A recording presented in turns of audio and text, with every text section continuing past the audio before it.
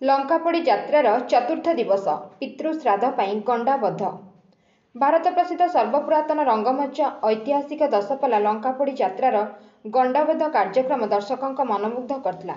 ପରମ୍ପରାକୁ ସମ୍ମାନ ଦେବାକୁ ଯାଇ ନିଜ ଭାଇମାନଙ୍କ ସହ ଚତୁରଙ୍ଗ ସେନା ସହିତ ବିଶାଳ ପଟୁଆର ନେଇ ଗଣ୍ଡାବଦ୍ଧ ପାଇଁ ବନକୁ ଗମନ କରନ୍ତି। ମୁଖ୍ୟ ମଞ୍ଚଠାରୁ ପ୍ରାୟ 3 କିଲୋମିଟର ଦୂର ଦୁର୍ଗାପୂଜା ନିକଟସ୍ଥ ନେତାଜୀ ପଡ଼ିଆରେ ଅନୁଷ୍ଠିତ ହୋଇଥିଲା।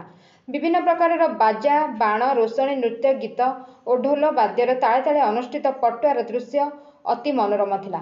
ଏହି ପଟୁଆରରେ ଦଶପଲ୍ଲା ଅଞ୍ଚଳର ବିଭିନ୍ନ ବର୍ଗର ଜନସାଧାରଣ ଯୋଗ ଦେଇଥିଲେ। ଏହି ମୁକ୍ତାକାଶ ରଙ୍ଗମଞ୍ଚରେ ପ୍ରଭୁ ଶ୍ରୀରାମ ମୃଗୟା ସମୟରେ ନିଜ ସେନାଠାରୁ ଦୂରେଇ ଯାଆନ୍ତି।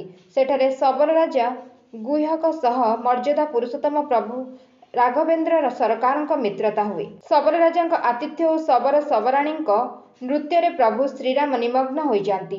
ଶେଷରେ ପୁଣି ସେନା କଂସ ପ୍ରଭୁଙ୍କ ମିଳନ ହୋଇ ଅଯୋଧ୍ୟା ପ୍ରତ୍ୟାଗମନ କରନ୍ତି। ଆଜିର ଏହି ନୀଳାଭିନୟ ଅତୀବ ମନୋରମ ଓ ଚିତ୍ତାକର୍ଷକ ହୋଇଥିଲା। ଏହି ଭାରତ ପ୍ରସିଦ୍ଧ ଲଙ୍କାପୋଡ଼ି ଯାତ୍ରାରେ 30,000ରୁ ଉର୍ଦ୍ଧ୍ୱ ଶ୍ରଦ୍ଧାଳୁଙ୍କ ସମାଗମ ହୋଇଥିଲା। Bureau report, Ekamra news agency.